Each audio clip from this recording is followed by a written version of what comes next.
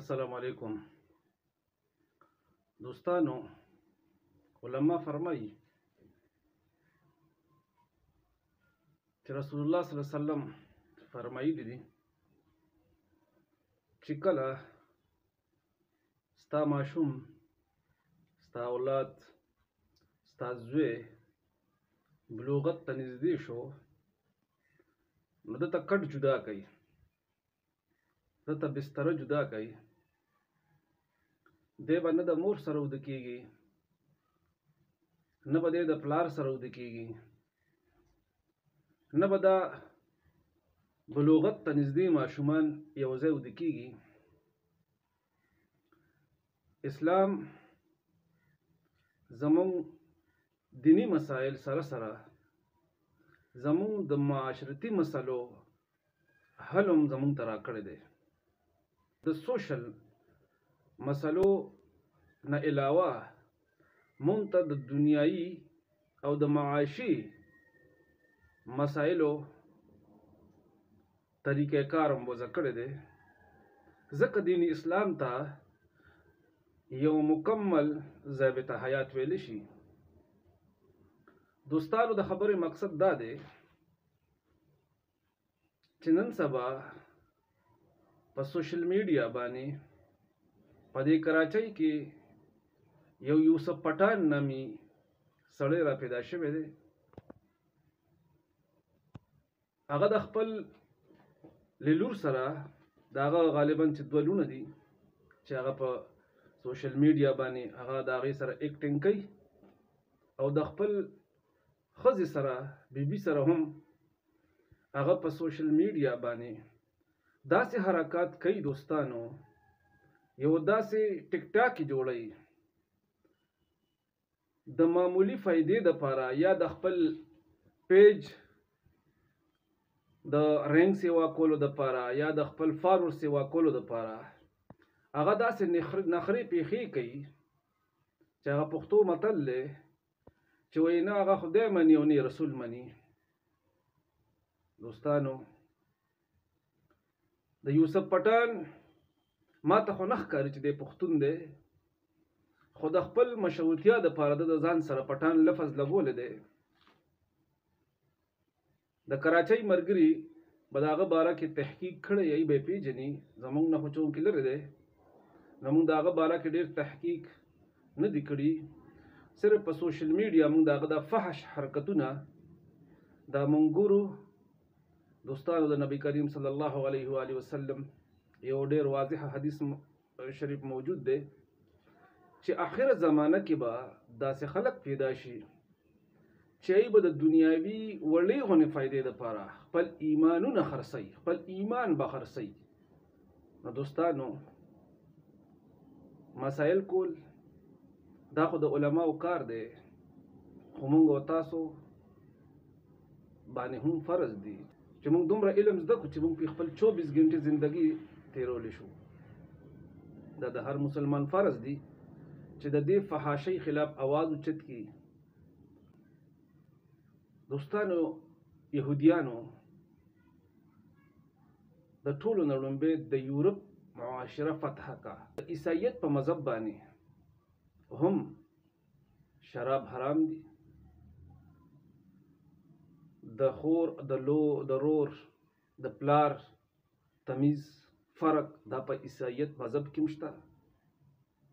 د پلار مقام د پلار، د مور مقام د مور، د خور خپل مقام دا په عیسایت کې موجود دی. او عیسایان په دې خپل مذهب باندې ښه صحیح قایم او دایم. خو یهودیانو د ټولو نه لومړی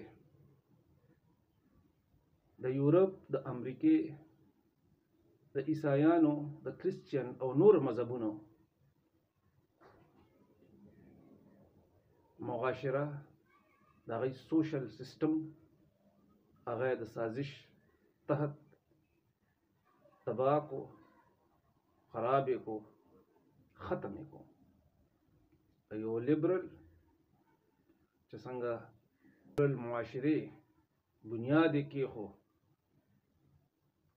چې په هغې کې د پلار په هغې کې د مور، په هغې کې د رور، د هغې تمیز یې ختم کړو دوستانو. د دغې نه د بوای فرینډ، د ګرل فرینډ په ډیټ باندې تلل، د دې شروعات د دغې نه سټارټ شول.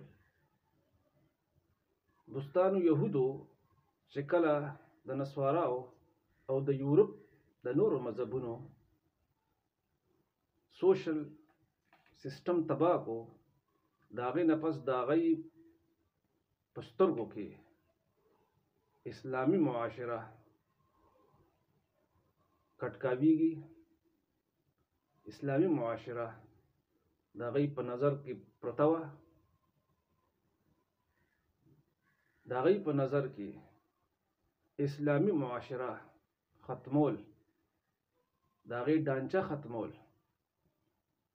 د پلار او د مور، د خور او د رور او د ترور حیثیت، مقام ختمول، دا د هغې یو عظیمه ایجنډه وه. اوس هم ایجنډه ده. دې دپاره هغې زمونږ په مسلمانانو کې داسې خلک پیدا کړل، داسې ایجنټان یې مونږ کې رادن نه کړل چې په دې کلچر باندې کار شروع کړو. او دا یهودیانو او د اسلام دشمنانو ته دا پته ده چې تر کومې پورې اسلامي معاشره موجودي، اگر چې دوی سره نه ایټم بم وي، نه دوی سره اسلحه وي، په تشو تو لاسو باندې دا به د اسلام د دشمنانو مقابله کوي، خو بشرط دې چې اسلامي معاشره قائم او دایمه. نو دوستانو ای زمونږ د ایټم بم نه یریږي، ای زمونږ د معاشرې، زمونږ د اسلامیک سوشل لایف نه یریږي، زمونږ د اسلامیک سوشل سیستم نه یریږي. د ایټم بم نه زیات ای زمونږ د سوشل سیستم په کومې چې زمونږ د معاشرې بنیاد قایم او دایم دی، دې نه هغې زیاته خطره کوي. دوستانو د دغې سیستم د ختمولو دپاره څنګه چې ما تاسو ته وویل چې داسې خلک ای زمونږ په معاشره کې رادن نه کړل، د یوسف پټان ونې خلک، نور هم داسې ډیر دي، خو دا خصوصا د دپاره په ده ځکه ډېره زیات ترجیح دته ورکوم چې د ده ویښته سپین دي، د ګیرې ویښتې سپین دي، د سر ویښتې سپین دي. او علما فرمایي چې الله رب العزت ته د سپینو ډکو نه کله چې دا انسان وفات شي، په ژوند هم وفات نه پس هم د دې انسان د سپینو ډکو نه الله رب العزت ته حیا ورځي. خو دا انسان ډېر زیات ناشکره دی، خپل مقام نه پیژني. تاسو سره زه په آخره کې د دې یوسف پټان یو ویډیو شیر کوم، فیصله تاسو په خپله وکئ چې آیا زه غلط یم او که یوسف پټان په غلطه دی. د دپاره موږ د هدایت دعا کوو چې الله رب العزت دې په صراط مستقیم راواړي او دې د خپلو د بچو سره، د خپلې ښځې سره دا کوم حرکتونه چې دی کوي چې نه الله مني، نه رسول مني، نه دین مني، نه دنیا مني، داسې خو دوستانو په یو معاشره کې تاسو وګورئ، یهود هم داسې نه کوي، عیسایان هم داسې نه کوي، هندوان هم داسې نه کوي. دوستانو دا زمونږ دا میسج تاسو شیر کړئ چې دا یوسف پټان ته ورسي. کیدای شي هدایت د الله په لاس کې دی، کیدای شي چې یوسف پټان ته الله هدایت وکړي او زمونږ په دې نامکمله غونې کمزورې غونې میسج باندې یوسف پټان راه راست ته راشي، توبه وکاږي او په دې اخیري عمر کې الله رب العزت سره خپل لین سیده کړي. دوستانو میسج شیر کړئ او که زمونږ نه څه کمی بیشي شوی د هغې معذرت کوو. زمونږ دا میسج ټوټلي صرف د اصلاح په نیت دی او نورو مور پلارو ته، مشرانو کشرانو ته میسج دی چې خپل بچي خپل وروڼه په خپل مهلت چم مالت نظر ساتي چې داسې خلک زموږ په معاشره کې ځای ونه مومي او د هغې په وخت باندې روکتام وکړو. امید لرم چې ستاسو به دا میسج خوښي، ستاسو خوښ شوی نو دوستانو دا شیر کړئ، زموږ پیج لایک کړئ. الله په امان.